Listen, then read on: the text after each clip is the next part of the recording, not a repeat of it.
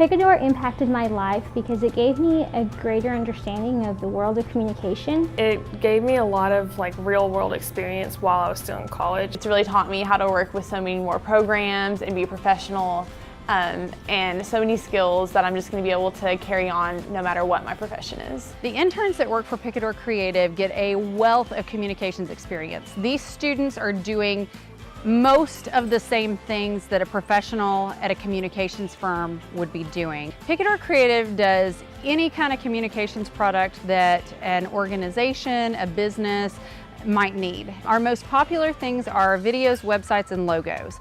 We also do quite a few brochures. We've done some social media plans, we've done some campaign planning, and they're also getting that firsthand experience of working with the client and understanding how that business relationship works out. Picador has taught me how to be professional. It's taught me and pushed me to be creative in ways I didn't know I could be. It's allowed me to have a portfolio that's so incredible and so diverse, and meet so many creative professionals and so many students that I want to be able to meet, and just it's been a great experience so far. These students are doing a great job. This is a very worthy cause. They're getting hands-on experience.